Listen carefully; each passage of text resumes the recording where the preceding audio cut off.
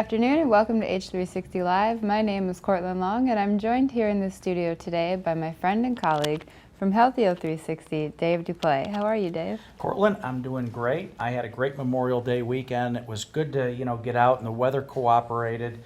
So it was nice. It was relaxing. Good, yeah, there were a couple of barbecues going on, some friend gatherings. It was a really nice weekend. Yeah, it was fantastic. Well, guys, we have a great show for you today. A couple weeks back, we sat down with Dr. Havers from the CDC. We wanted to talk about the flu vaccine and, people that are at high risk and why you should get the flu vaccine. And, all the way around, the CDC really monitors this. And what I really didn't realize, Courtland, is that they're really watching the flu all year round. It's not just, in flu season when things pick up and, you see all the signs out at the pharmacies to come in and get your flu shot. The CDC is at it all year round, and they're watching these strains of the different flus coming and going around the world, and they're really responsible, them and, working with the World Health Organization to make sure that everyone gets vaccinated and the importance of it. So it was a really great show. But before we get to that interview, we have a couple of health tips and kind of going hand in hand with the flu and viruses.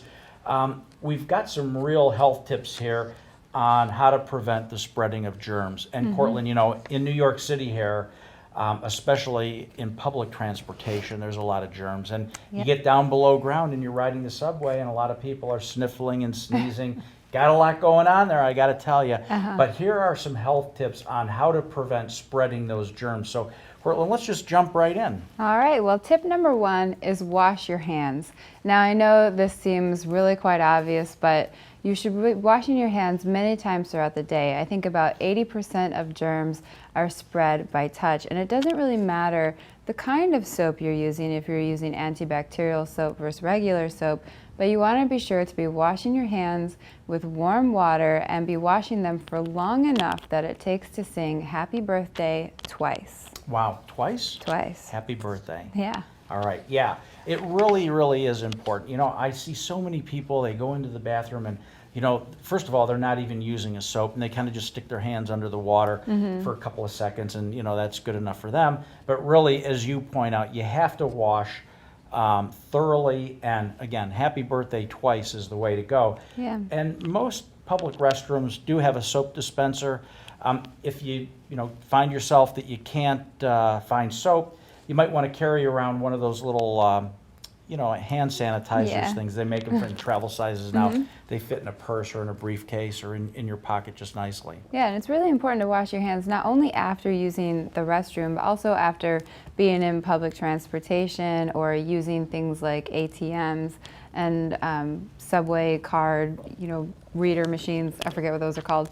But it's really important to be washing your hands after you're touching a lot of things that other people are touching too. Yeah, absolutely. So the second tip, Courtland, is, believe it or not, to throw your waste away in the most efficient, effective manner. And by that I mean, touching waste baskets and garbage cans with your hands is really unsanitary. So you have to really be careful, especially, garbage cans now with the foot pedals are the way to go. It opens it up, you can put your waste in there. So you really have to watch on how you're disposing things. And again, the hand sanitizer is the way to go. If you, find yourself, you have to touch a waste reciprocal to throw some stuff away, you want to be careful because there are a lot of germs to be spread on that. And above all, if you find yourself in that situation, don't touch your hands, put your hands to your face, watch around your eyes, around your nose after touching some of the, some of the waste bins. Yeah, garbage cans can often be infested with germs, so you definitely want to wash your hands after throwing food away too. But our third and final tip is to do laundry hygienically. Now, things like underwear, towels, and other household items, household linens can really have a lot of germs on them. So you want to make sure that you're washing those separately and at a temperature of about 140 degrees Fahrenheit or 104 degrees Fahrenheit with a bleach-based laundry product. Now you also want to make sure that you're cleaning your wash machine weekly as well, so you want to run that empty every week with some sort of cleaning solution inside. Okay, that's a great tip. Now I'm going to add on to that a little bit. Okay. I've noticed, especially in the front-loading washing machines, that if you do a load of laundry and you close that door completely, it seals it, and it begins to build a little musty smell in there. You always want to leave that door on your washing machine. Again, especially the front loaders, because that seal, right, the top loaders, the lid goes down and it's not sealed as well as the front loader. So you want to watch that. And if you notice a little musty smell, as Courtland said, you want to run out and get yourself some cleaning solution that you can run through your wash machine. And you want to do that, once a week.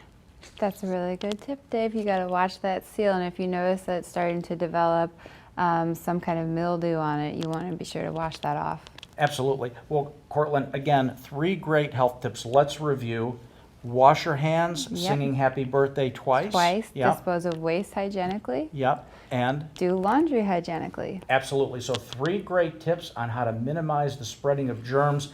We want you to take that into consideration. Really, take these tips and try to incorporate them in your day-to-day life, and you're going to minimize the germs you're spreading around for you, your family, and your friends. So Courtland, as always, we sent the interns into the field to see what our friendly New Yorkers know about the flu vaccine, who's getting it, who's not, if they are, why they're getting it, if they're not, why they're not. You want to watch? I would love to. Okay, guys, roll the video, please.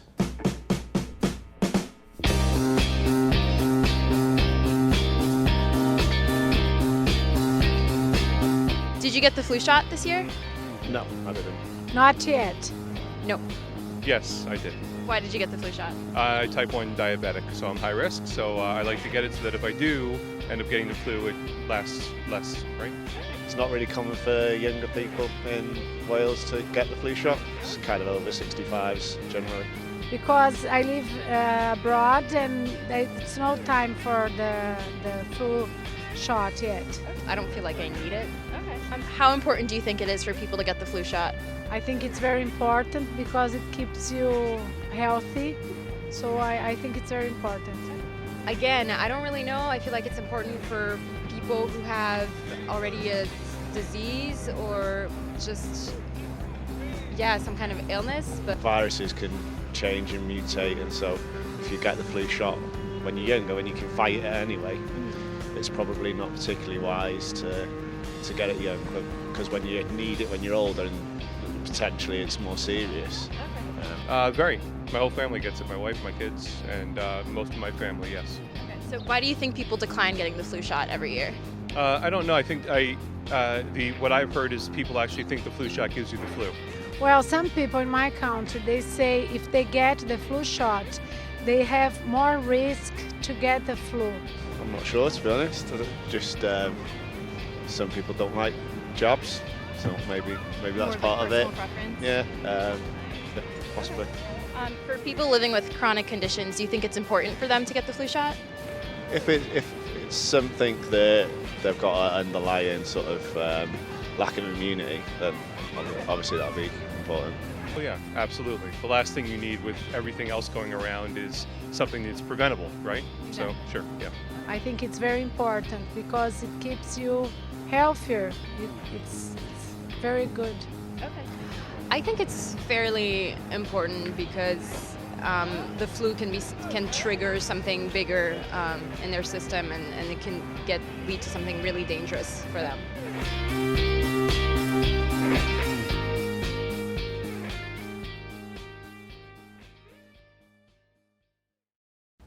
Well, Courtland, what'd you think? Well, I thought that was an excellent video. A little disappointed that not everybody was getting the flu vaccination, but one man did, and that was very important.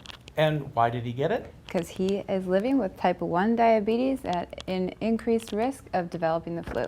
So, and as you're going to hear in just a few minutes when we do our interview with the CDC, those of you who are at a high risk factor, like this gentleman with diabetes, he knows, he went out and got his flu shot. And I agree with you, it seems like the folks that didn't get the flu shot knew the importance of it and why you should. They just chose not to. And so there's a couple of myths, right? Age. People are saying, well, it's for the over 65 crowd. Not necessarily true. The young, the elderly, those at risk, you want to consider that. And then a couple of the folks, said that they didn't live here in the U.S. So Yeah. they, but they well knew about the flu shot and the importance of getting it. So that was great. Well, it is also important for healthy people, young healthy people, to get the flu shot, because then you are helping with herd immunity and helping to protect those around you who may be too sick, too young, or too old to get the flu shot. Yeah, absolutely. Well, our interns did a great job. Our friendly New Yorkers knew a lot about the flu vaccine, although they're not jumping out and going to get it. They ought to, right? Yeah. Get that flu shot. Okay, so now we want to turn us over to the interview we did with the CDC, and Dr. Havers, she, really was very, very knowledgeable about this. She does this, all year round for a living. She's monitoring the flu, and I thought it was a really great interview, and she had a lot of great advice. So, Courtland, what do you say we roll the video? I would love to. Okay, we hope you enjoy it, and we'll see you back in a few. Well, joining us this afternoon on H360 Live, we have Dr. Fiona Havers. She is a member of the CDC, and they really are the authority on the flu.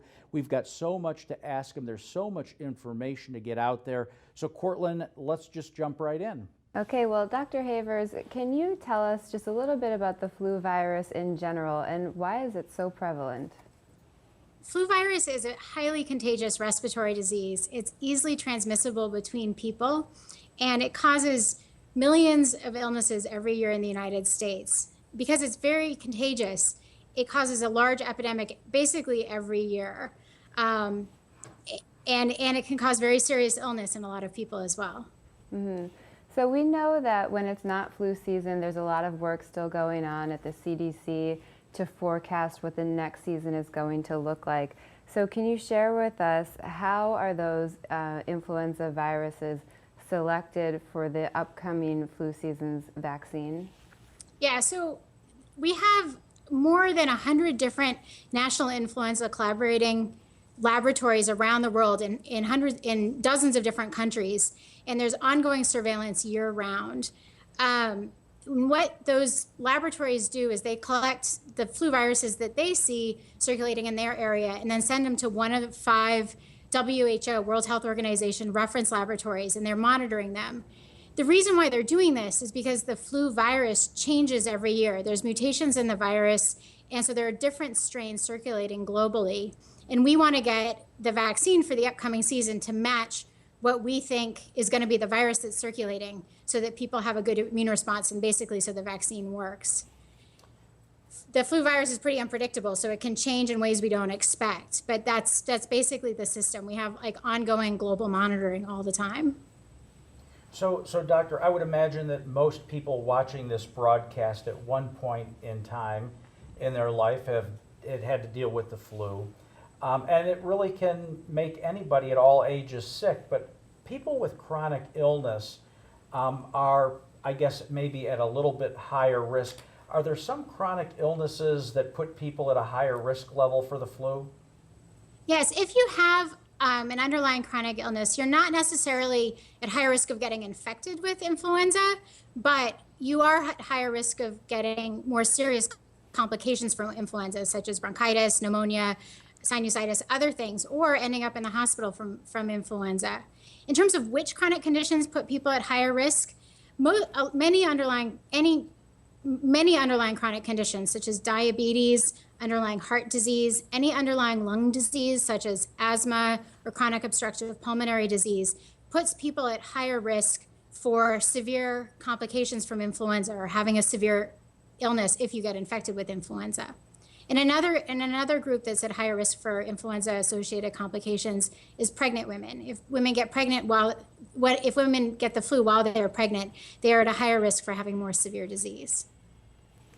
So diabetes is one of the conditions that you just mentioned.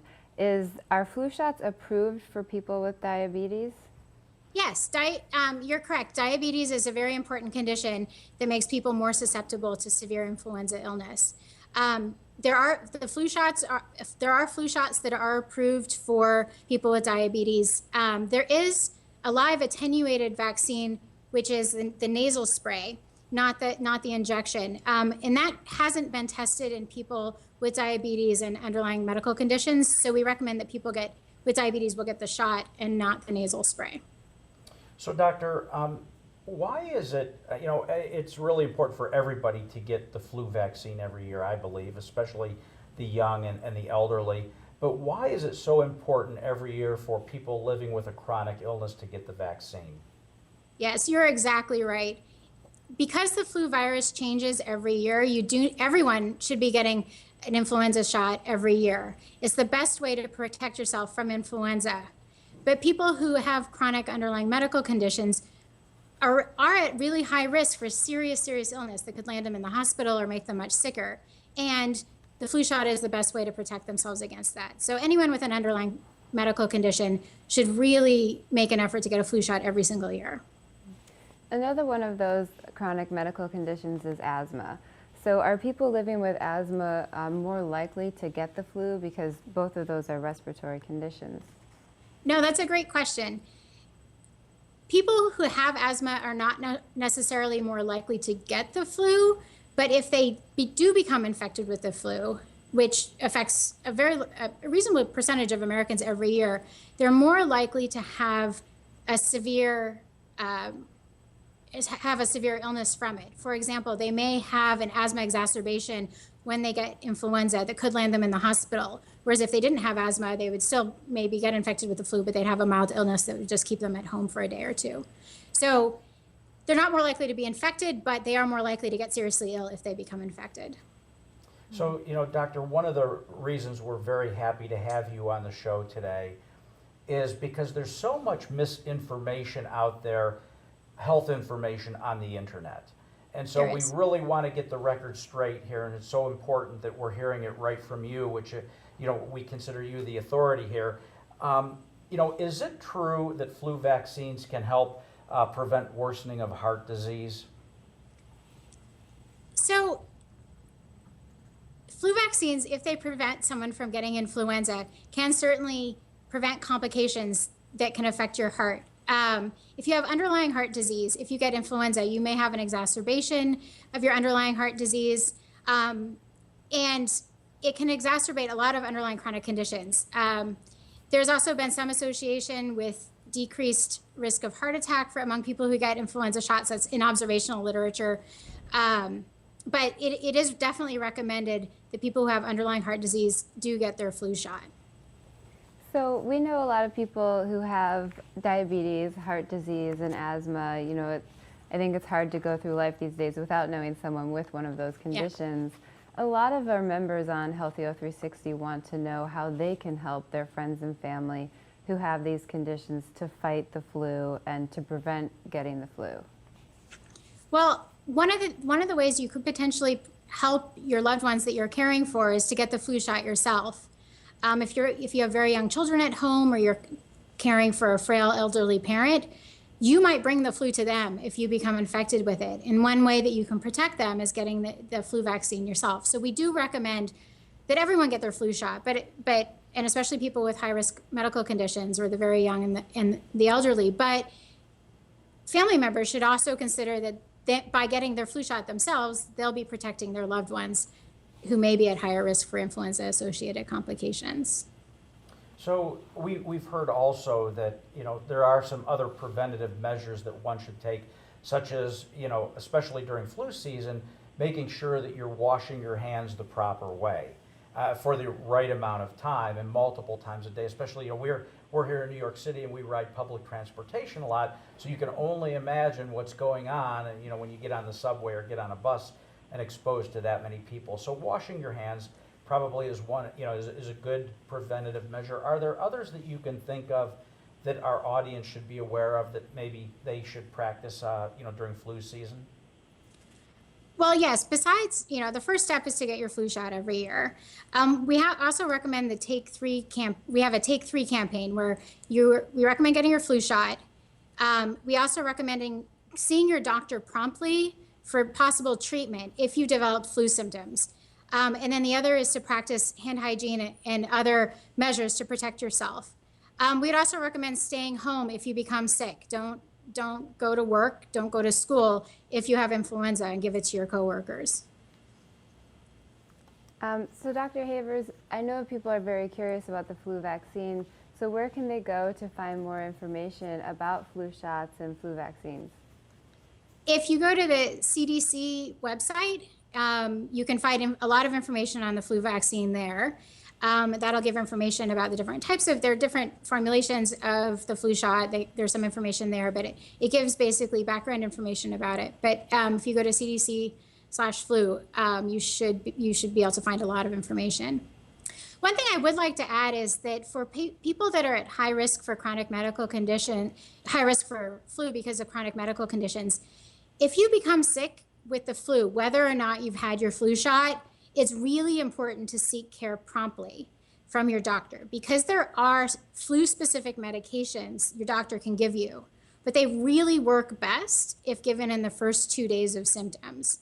A lot of people will get sick and will wait 3 or 4 days, and the medicines that they can give specifically for influenza, antiviral drugs, work best in the first 2 days. So whether or not you've gotten your flu shot, you can still get the flu, and we would encourage people at higher risk for influenza-associated complications to seek care promptly if they get flu-like symptoms.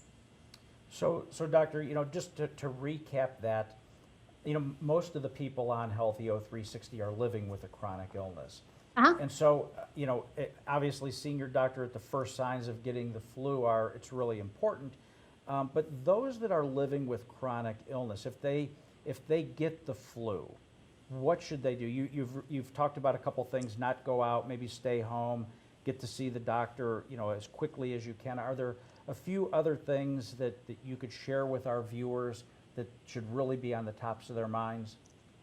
I think the most important is for them to see their provider and talk to them about whether or not antiviral medications may be beneficial. Antibiotics do not treat influenza, but they should talk to their doctor about what medicines, if any, are appropriate for them. The other thing is, people can get pretty wiped out from getting the flu, and so they should, rest. One can get dehydrated, so if you have a fever and you're sweating, so drink fluids, but generally take care of yourself. But I do think if you have a chronic underlying medical condition, you are at higher risk for getting seriously ill, so do not wait to see your doctor and get evaluated to see if medication may help you. Well, doctor, thank you so much for your time today. This has been very informative, and we're honored to be a partner with you and get the word out because it's such an important topic. So once again, I want to thank you for coming on, and please stay in touch, and we would invite you back anytime. Well, thank you so much for having us. I really appreciate the opportunity to talk to your viewers. Well, Courtland, what a great interview, and I was so happy to have the CDC on. They are the authoritative body. They really are. Dr. Havers was doing an excellent job over there at the CDC monitoring the flu every year so that they can make really good predictions about what strains are going to be coming up the next year and help to protect the population with effective flu vaccines. Yeah, so it was so good to have the CDC in our offices a couple of weeks ago bringing you this very important information. And it's great to have you folks at home tuning in every week and watching us. It's great to have our sponsors making this all possible for us to bring you this important information. Remember, all of our episodes can be viewed anytime on demand at healthyo360.com, and our podcast can be found in the iTunes Store. Well, we love social media, and we're all over Facebook, Instagram, Twitter, and Pinterest. We use the hashtag #RealStories when posting, and we'd greatly appreciate it if you would do the same. On behalf of Dave Duplay, myself, and the entire Healthy O360 family, we'd like to thank you again for joining us today, and we look forward to seeing you again next week. I never had